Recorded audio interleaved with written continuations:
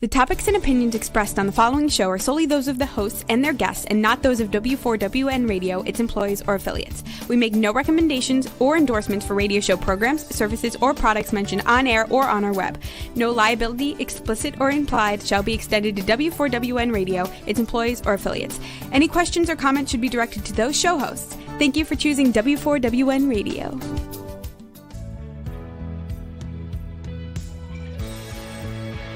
Welcome to Success Secrets Exposed with Sally A. Curtis, where we share stories of challenge, success, and inspiration along with practical tips and strategies to move you forward to your success.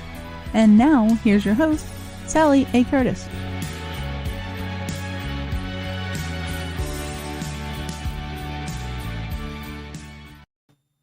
Good morning, good evening, and good day to you all. Just a quick mention too, in a celebration for all of the listeners, and with great appreciation, to let you know that we have actually just been voted in the top 50 Australian female podcasters. So thank you very, very much to everyone that has supported the show to date. Just wanted to share that celebration with you. So those that are new to the show, my background is as a marketing strategist. I specialise in content repurposing for speakers, coaches, and consultants. And it's my role to help you amplify your voice, your message, and your impact. And I have a very, very special guest on the show today, Nancy Matthews, who's going to be talking about the One philosophy.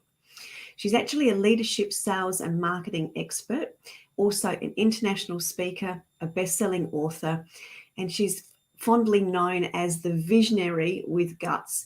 And this is because of her willingness to be a trailblazer and to bust through challenges and obstacles, turning them into excessively successful advantages.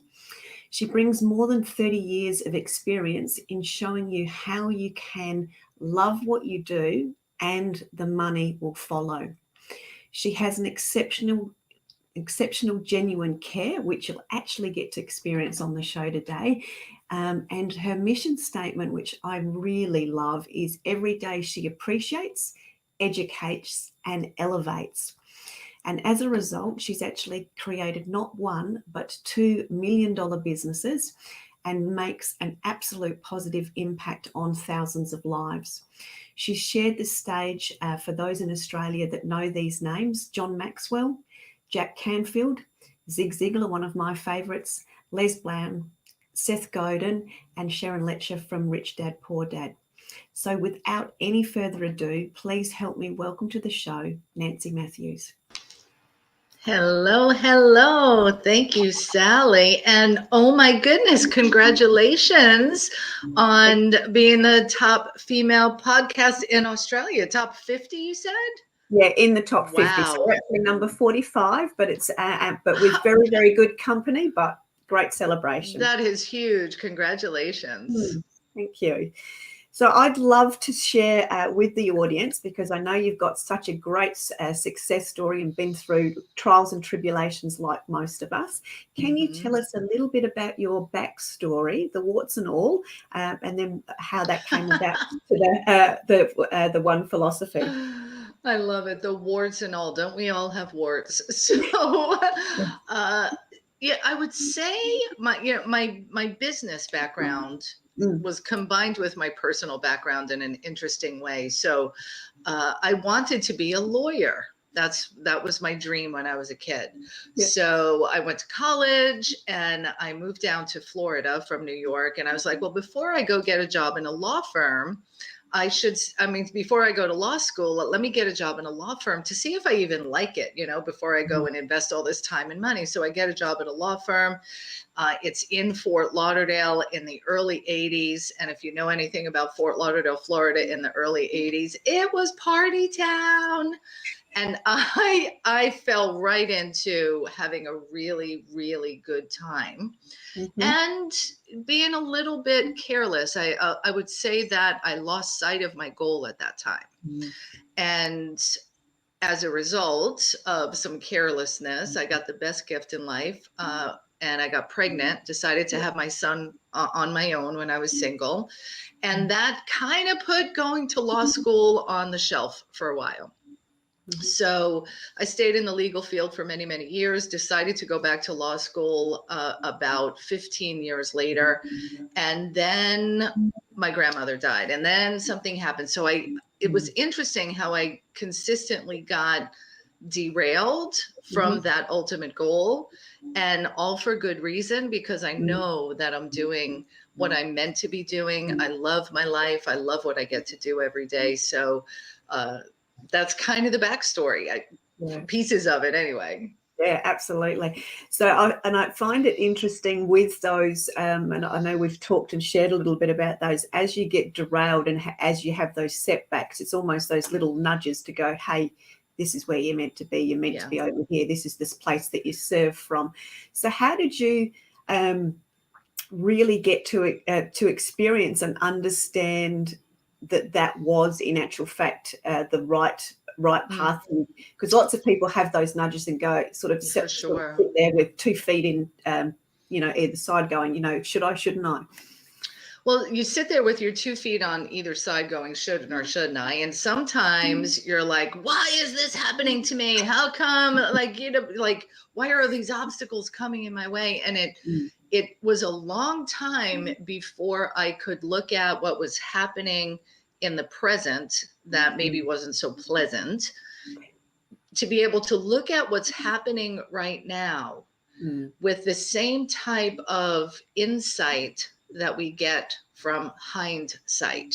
Hindsight, yes. Right. So if we can find insight in the moment, the same way that we have hindsight, because when you look back on things, you're like, oh, that's why that happened. Now I get it. When we're in the midst of the storm, we can't always recognize it. And, in fact, with the whole pandemic, there were so many things, gifts that came out of it, and lots of tragedy. I'm not minimizing the difficulties by any lengths.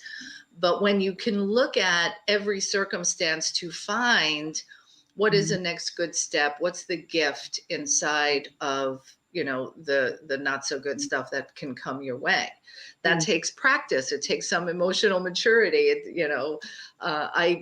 I went through lots of struggles and stomping my feet and feeling not good about myself.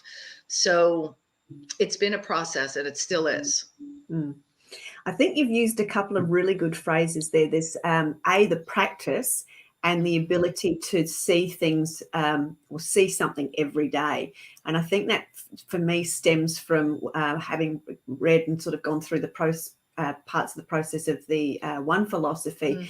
It's that practice. So talk to us a little bit more about some of those daily practices, and then lead into the One Philosophy as well. Sure. So I have been a proponent and practitioner of journaling since, oh my gosh, probably 35 or 40 years now.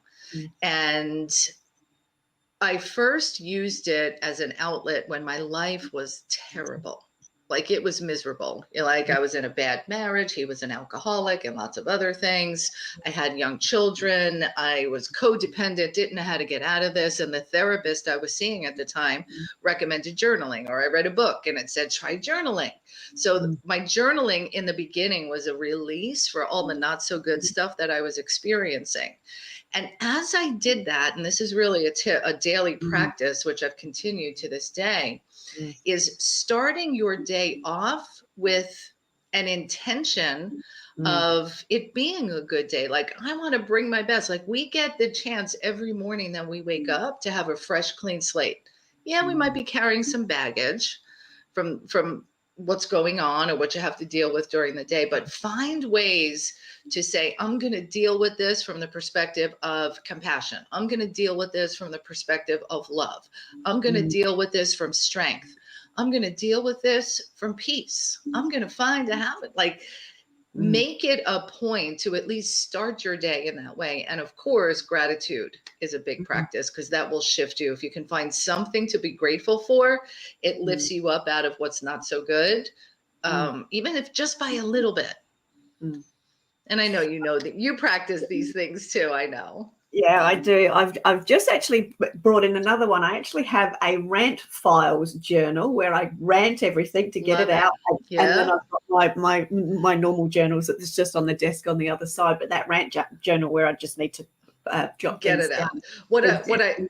What I do with those is I call it a fun list, and I write down everything that's messed up and not nice, FUN, if you know what I mean, and I just write everything down, all the nasty stuff, and I like to tear it up after I write it or burn it. Those are fun things to do too. Yeah, fun things to do. Yeah. Now, when you were talking about the your journaling and the intention setting for the day, I actually noticed that you actually referenced it as a single word.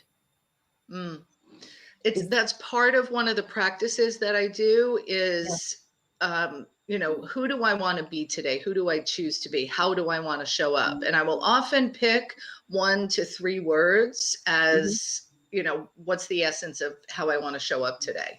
And that's really helpful. And I think that also going to, I think that ties into one of your phrases that I hear you say, and I was just written in my notes from your book was, what do you want to bring into your life? Is the question, because you ask that question a lot.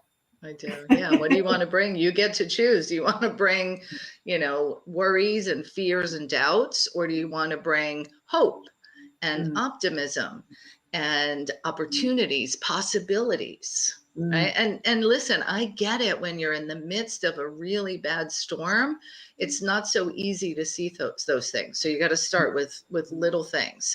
And, this show is all about success secrets exposed. So all of us, as you've said, face challenges, obstacles. Problems is the one thing that will probably never go away. Right.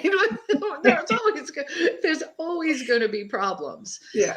It's how we deal with them that determines the quality of our lives. And getting good at that, being able to respond in a way that feels better for you and those around you, that's where a daily practice comes into play.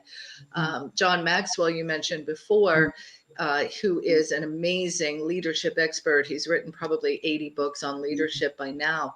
And he often says that true leaders develop daily. Oh, nice.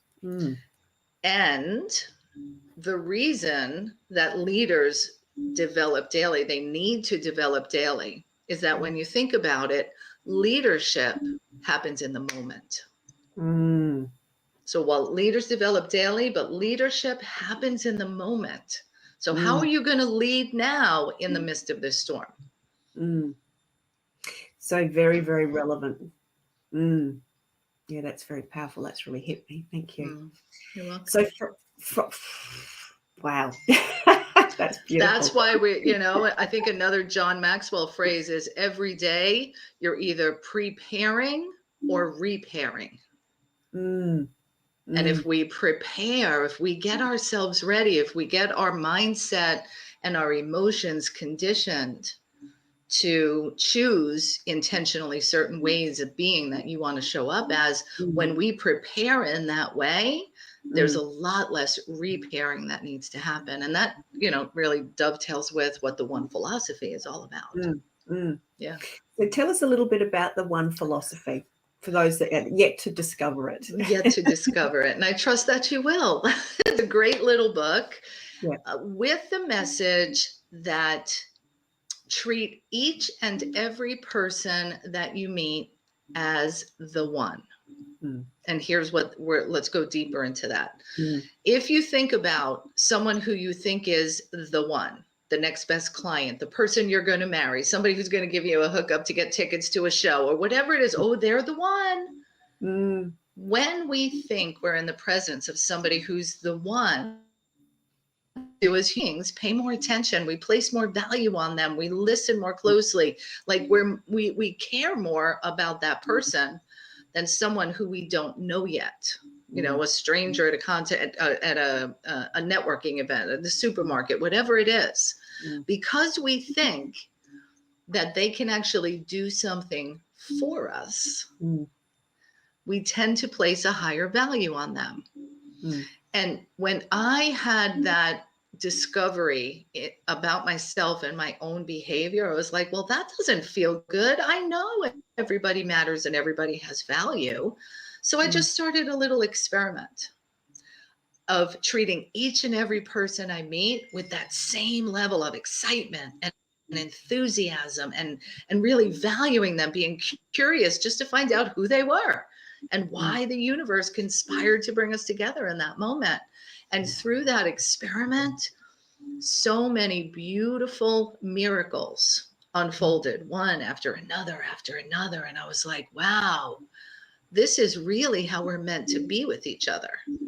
And it's the golden rule, and it's treat others as you want to be treated. And every religion has an aspect to it. It's Ubuntu. I am because you are, and we are all, like, we're all so connected. And when I share this message of the one philosophy, which I've been doing for well over a decade now, the audience, just like, everybody sitting here watching, you're like, yeah, I get that. I love to be that way. I am that way. And I bet you are. Chances are, if you're watching this show, you're someone who does treat people as the one most of the time. Yeah. Right. It's who we want to be. That's the best of us that we want to be. I want to be able to be love and kindness to everyone I meet. Right. We do want that. And then I, thought about, well, what happens? How come we don't? Well, because we're worried, because somebody took advantage of us. That person stole for us. And we watch the news and we see liars and thieves and people we can't trust everywhere we go. And of course, we're going to put up guards and shields. So part of what the book provides is a framework for who you're being, what you're bringing to the table, so to speak, in order to be the one that starts this. Because when you do, everyone around you will respond. Sometimes it takes longer than others to get them to open up. And that's okay. That becomes part of the game for me anyway. Yeah. That's just loving that, because part of that, I see that as, and describe that here in Australia as ripple effects. It creates or domino effects. It's the ripple effects. Now, I remember when we were talking originally that you had I'm going to ask you about the big goal as it relates to sort of the number of people that you're wanting to impact in the book and all those sorts of things. Can you share a little bit about that?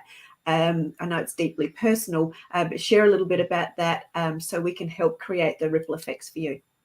Beautiful, beautiful. So I'm not sure which aspect of one of my dreams or goals you're referring to. Okay. You'll mention the right one. Well, it'll all be perfect. Yeah. So, my vision is a world where everyone does treat each other as the one. And, how many billion people on the planet? I do believe that we'll be able to get to that. And it starts with me and you. So if we show up this way, and then our families are impacted, and we're being a demonstration for our children, our siblings, the people we work with, it just happens one at a time. And that's where the message just needs to keep expanding. And I created a new program, and it's called the People Skills Academy. And through the People Skills Academy, we provide the tools, the mindset, and the skill set to equip you to show up to be the one for everyone. And one of the call it phrases or little catch points when I was looking further into the People Skills Academy was that 90% of stress, conflict, fear, worry, strife, sadness, all those sorts of things is caused by the interactions that we have, and I'm going to use the we have with other people. So can you unpack that a little bit for us so people can sort of see themselves as that change, or where they are now and where they'd like to be, as we started to discuss? For sure. So think about this. I want you to kind of run your memory over the past week, let's say, and every time you got irritated, ticked off, upset, disappointed, hurt, angry, was there another human being involved? I would say minimum of 90% of the Yeah. time there was.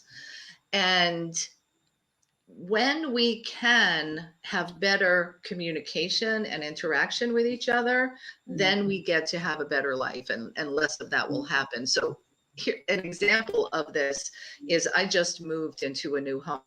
There were lots of moving parts. A lot of things went well, and a few things didn't go so well. And I said to my friend, I was like, moving is an opportunity for spiritual growth. And here, right? But here's the thing. If we can look at all of those struggles we go through as an opportunity for spiritual growth, how can I be calm in the face of what's going on? Or how can I have my fit and my temper tantrum because I didn't have internet in my new home for 4 days? And, you know, I could blame somebody else, but I didn't check the cord before I moved in. Right? You know? Our toilet's backed up this morning. Come on, you can't make this stuff up. Like, really? Yeah. You know, and what I will say is, rather than, yes, I got a little upset, or I was, you know, out of sorts, so to speak, but rather than always being upset and angry when everything like that happens, and those things are going to happen, I got to tell you, the cable person worked so diligently to make sure everything was connected properly. He was nice, he was courteous, he took great care of us. The landlord where I'm renting right now, within 2 hours, had a plumber out here fixing the problem. Yeah. So the way you treat others turns into the way that they treat you. So part of what the people skills is designed to do is to give us better skills to equip us to deal with, you know, challenges that come up. And there are people that you're going to run into who are going to be nasty and not nice. Like there's a whole variety of people out there. And if somebody's angry and yelling, and you get angry and yell, chances are there's not going to be a resolution. Yeah. But if somebody's angry and yelling and you can listen with compassion and remove yourself, they're just feeling pain and hurt. They're not, you know, there's a lot to it. There's a lot to it. Oh, beautiful. Peter, one of our regulars, hi, Peter, has just said Yes. every problem hides an opportunity waiting to be discovered. Yes, it does. If you're looking for it, or if you're just saying, oh my God, look at this problem. Look at this problem. I know there, or shift, like Peter says, there must be an opportunity. If there's a problem, there must be an opportunity. Cause and effect, right? I love that. Right. Yeah, yeah. And that just reminds me of talking about the cause and effect as a bit of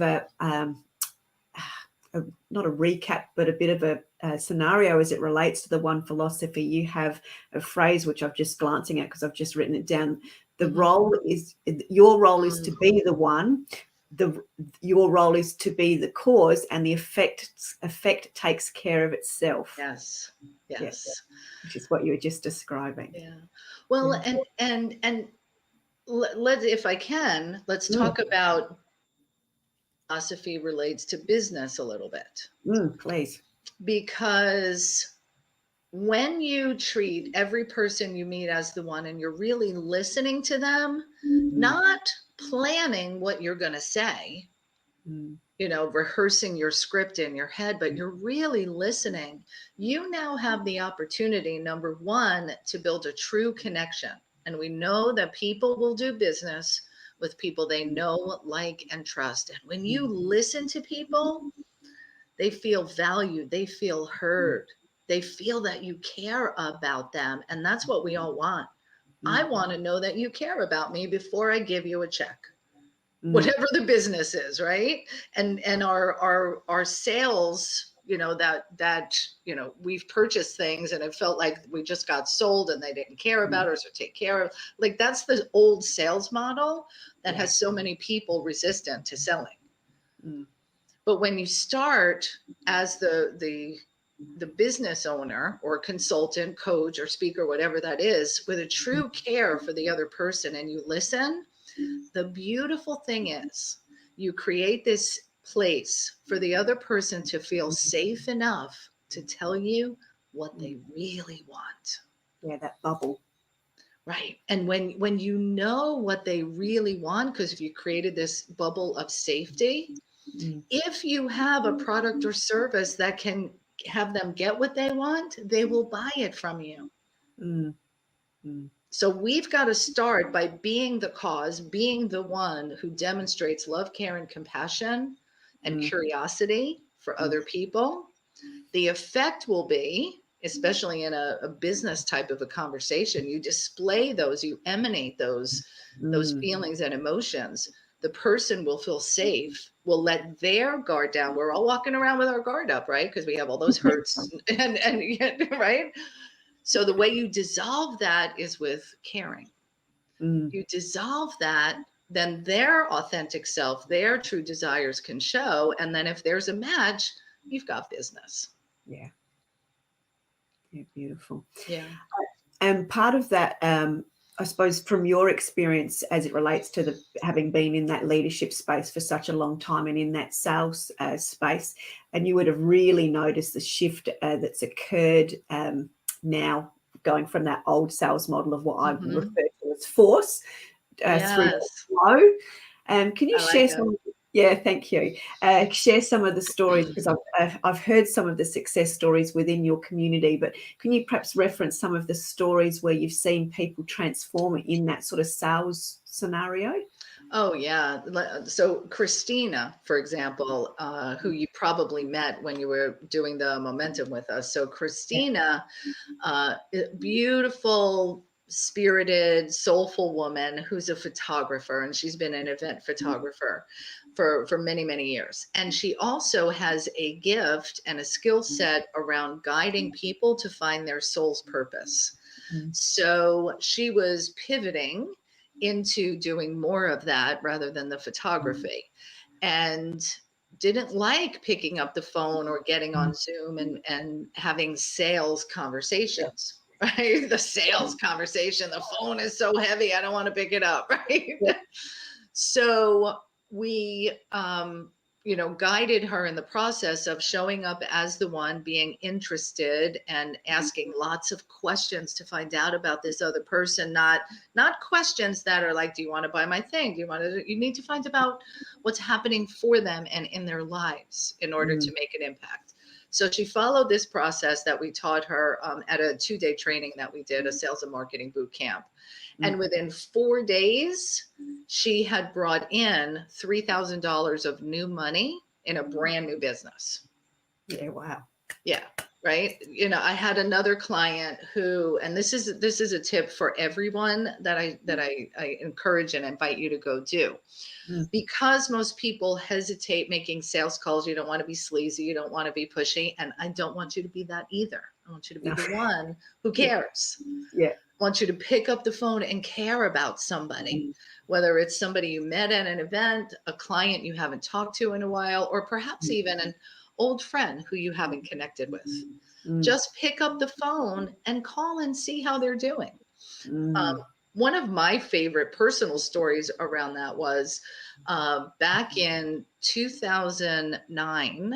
I was working on my first book called Visionaries with Guts, and it was an anthology book, and I invited others to contribute to it. So I was working on it. I was very excited about the project, and I called one of my best friends since I'm 5 years old, and I was just calling her to see how she was doing. So I was like, hey, Karen, how are you doing? What's happening? Tell me what's going on. She told me about her life, and then what do you think she did? Asked you about yours. Exactly. And I said, oh, wow, things are going really good. The kids are great. And this is happening. And oh my gosh, I'm working on this project and I'm so excited about it. It's Visionaries with Guts. And I have all these authors. And she's like, really? I want that. I did not call with any thought or notion about selling her. I called because I cared. Now, there's a technique to this. And it involves that practice piece we talked about earlier and setting intentions. I was genuinely connected to and passionate about this project I was working on. So when I got asked, what's new with you? I didn't say, oh, I had Thai food for dinner last night. Yes, and don't we all default to that too? I know, which I did, by the way. It was very good. No, I shared what the thing I was most excited about. So here's the second tip. Do your daily intention setting, pick up the phone. I guess it's the third tip. Reach out to somebody and connect and be excited about what's happening, what you're bringing forth through your business. And in this way, you're now being the one for your own vision. Oh, wow. Yeah. Wow. Fun. That's very, very good, because I hear it so often, and I know I've defaulted, which is why I wanted to bring it up. When you do catch up with somebody like that, you can tend to be flippant and do default to the, oh, what have you been up to? Oh, not much, blah blah, and I've just had Thai food for dinner and all those sorts of things. But you could have actually achieved or accelerated growth in a certain way, or helped somebody out, that all ties into that big vision that we have, but we don't. And I'm very guilty of this, is I'm going to use the word diminish, but that seems too harsh. But in the you tend to sort of flick those sorts of things off versus actually birthing them or bringing them forth, as you said, which is why that's resonated so much for me. And it's not necessarily bragging, but it's actually it's voicing what you're actually passionate about, and it's being the one for your vision. Right. Yeah. Right. Wow. Yeah. And sometimes we can forget, and sometimes that passion or fire can go out, especially if you've tried a few things and they haven't worked out the way that you hope. You sent out that email and you were going to make all this money, or so many people were going to respond, and you got, many unsubscribes instead. Like, there are things that happen that can deflate us, which is why leaders develop daily. Yeah. Why we have a practice. And that is the most important piece, is before you turn on the news, before you pick up the phone and scroll through your email and social media and everything, give attention to yourself, your spirit, your soul. Who do you want to be today? We get to choose. And that's part of being the one. So there's 6 principles to support you in living the one philosophy. And, I trust you'll get the book and you'll dive into it. I've got some great techniques to help us at those times when you run into those challenging people, right? Because they're out there. Yes. And remember, everything is an opportunity for growth, right? And problems are opportunities. Thank you, Peter, for that one, right? Yeah, absolutely. So one of the principles in the one, and this ties to business, it ties to your family relationships and your friends. In order for people to really connect with you and trust you, trust is the biggest currency. In order for people to trust you, you've got to be authentic. You've got to walk your walk and, walk your talk. The principle that I teach in the book is called exhibiting exemplary behavior. So think about someone, a famous person, or someone in your family or in your business life that you really admire. Is it really the amount of money they make or the car they drive? Or is it who they are? Wow. And particularly who they are in times of challenge. That when you can exhibit that behavior most of the time, and when you make a mistake or don't hit a deadline, you own up to it. We all know when somebody's BSing us. Oh, I said that the other day. No, you didn't. You're breaking trust. Yeah. Take responsibility. Yeah, I'm so sorry. You know what? I totally messed that up. I apologize. That's straight away. You can feel the difference in that energy straight away, just in you sort of role playing it. Yeah. Yeah. It's true. And it takes practice, and we're not practiced at this. From the time we were 3 years old playing in the house and we broke the lamp and we're like, I didn't do it. Right. That's where this stuff got developed from. Right. Yeah. And they're through no fault of our own. We're all in this, practice session of making it through life as best as possible. Yeah, very much so. Yeah. I'm going to ask a question now, as it relates to I'm going to call it the sales questions. Okay. One of my mentors years ago always talks about having the ability to ask really great questions. Mm-hmm. And you've talked about the sales process being different and that level of care. So what's one of your favorite, I'm going to call it a care sales question, when you're having that discovery call, when you are in that sales process and you're exhibiting all the exemplary behavior, what is an example of a good sales care question? There are phases of a sales process that we guide people through, and I call it the anatomy of the sales process. Mm-hmm. And in each of those phases, there are different types of questions to ask.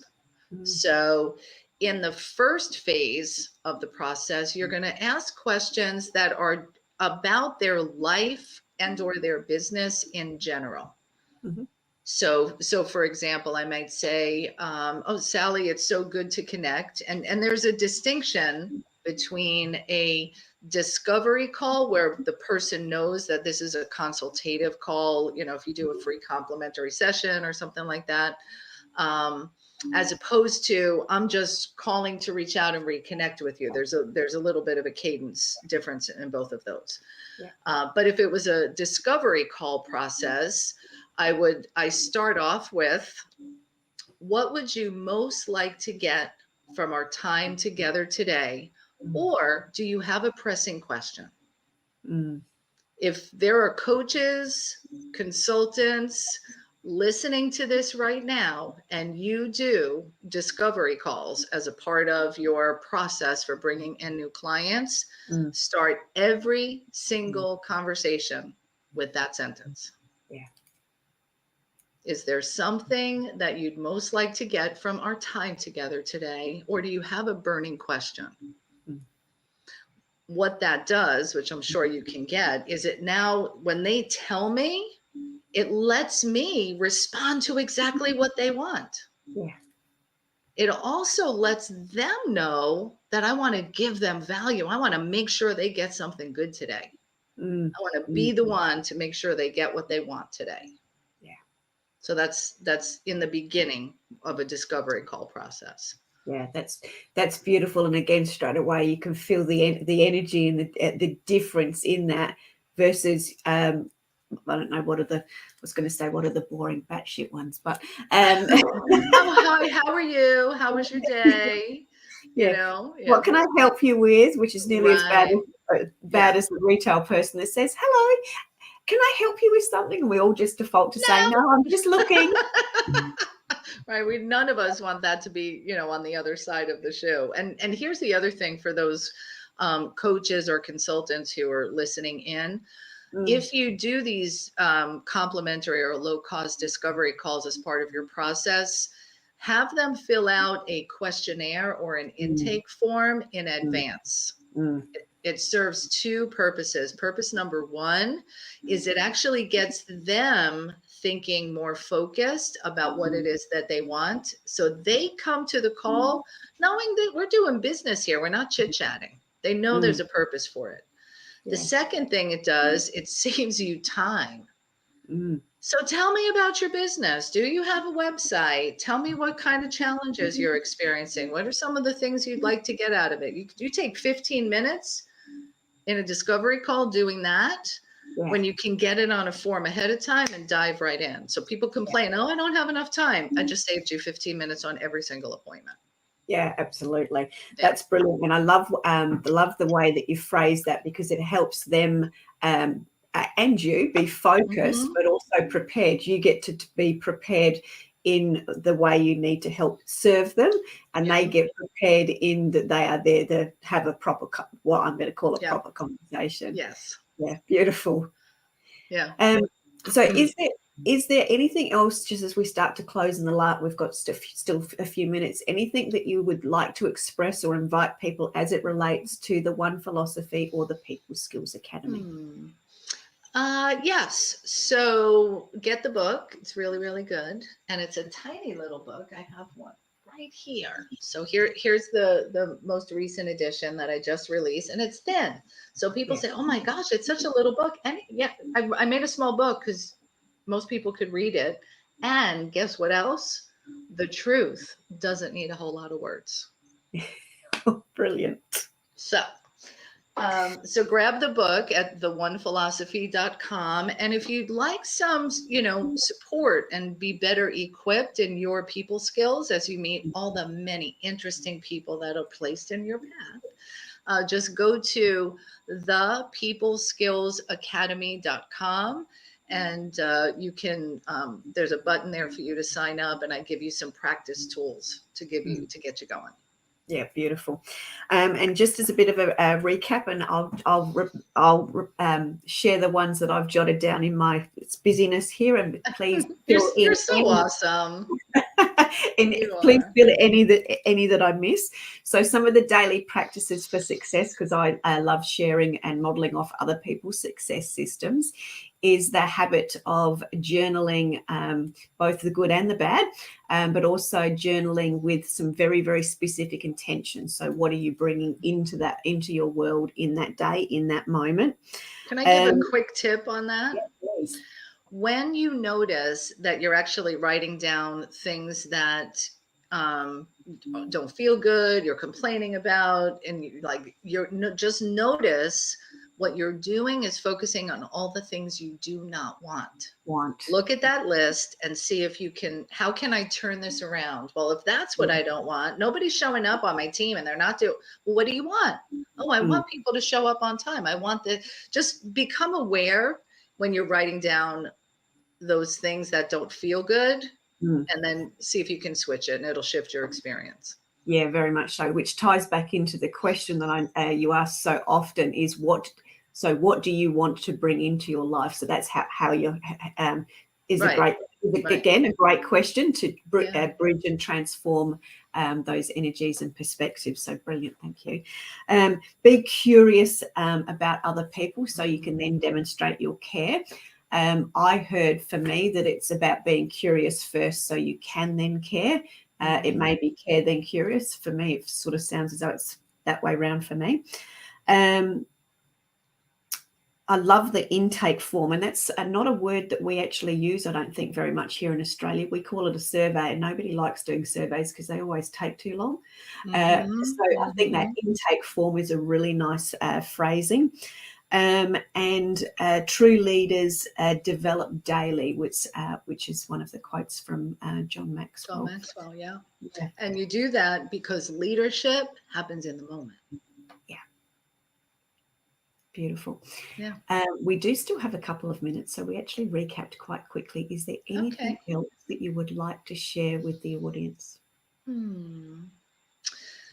How can they, for those that, sorry, I'll let you answer that. And I'm also, for those that have got as excited as I have as it relates to the One Philosophy and really showing up as that being the one for others, how can they help create the ripple effects?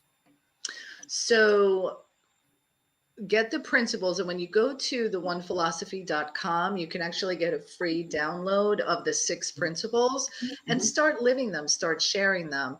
There is a Facebook page called The One Philosophy.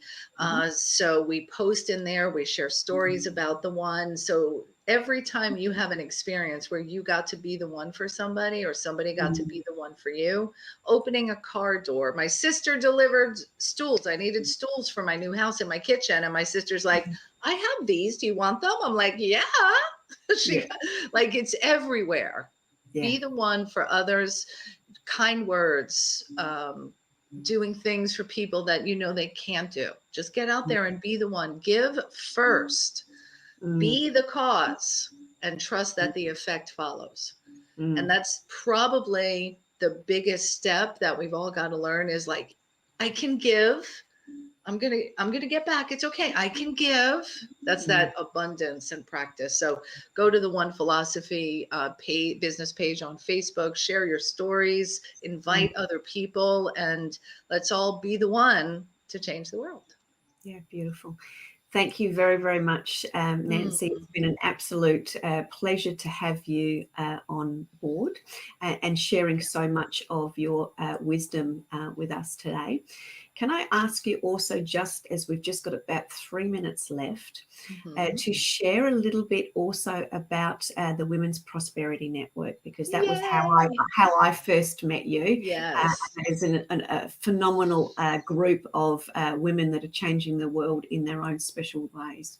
Beautiful. Thank you for that. And I was hoping we get to talk about that. So Women's Prosperity Network is a community for impact-focused women to serve more people, to increase their impact and amplify their income, amplify both of those things. I think there's a lot of synergy between our passions and our desires. And so just go to womensprosperityNetwork.com. We bring our community together in a variety of ways. And we'd love to have you come play with us. Yeah, absolutely. And even though it's called Women's Prosperity Network and is predominantly women, there is often some very special men within the community as well. So I must mention that, particularly as Peter's on the call today, because that would be something very special for him. And it was created by yourself and your two sisters. Yes, so we share that story very quickly. So in 2008, we created Women's Prosperity Network. So it's myself. I'm the youngest in the family. My sister Trish is next in line, and then my sister Susan. And we were seeking back in in 2008. There weren't as many women's organizations as there are today. There were many. But we wanted to create a continuing community of support that would bridge together those really great seminars that we go to with the support to carry through what you got excited about at the event. Because I think most people have had some experience of, I'm going to do this. I'm going to do this. Yeah. And then Monday comes. So we want to be there on Monday. Particularly, we want to be there on Wednesday. So every Wednesday morning, we do a show called Wow Wednesday. And did I have you on Wow? I think I did, right? Oh, no. No, we did. I did a podcast. We did something different. Yeah. So I'd love to have you on Wow. I'm saying it. So let's make that happen. Yeah, we can definitely do that. So I'll just share in closing my experience was I found, and I don't even know how I found. Oh no, I got referred in through one of my connections on LinkedIn. Daryl, that's right. I met Trish, and then it ended up becoming part of the community from a networking perspective. So during the pandemic, obviously most of us were networking online. I found the community of women and have tapped into that.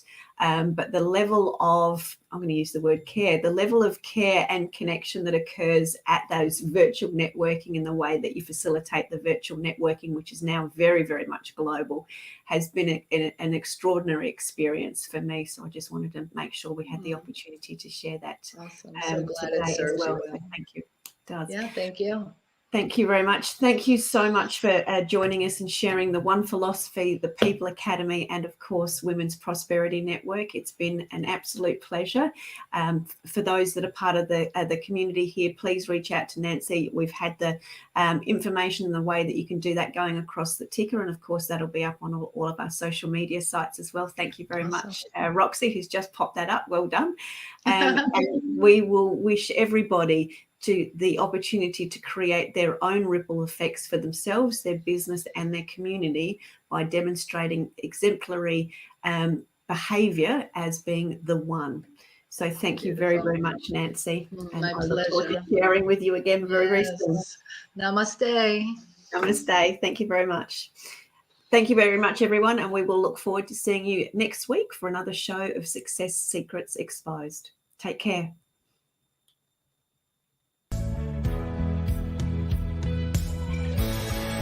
That's it for this week's episode. Thank you so much for joining us. I trust you got some inspirational tips to move you forward. See you next Thursday at 7 p.m. Eastern for more Success Secrets Exposed.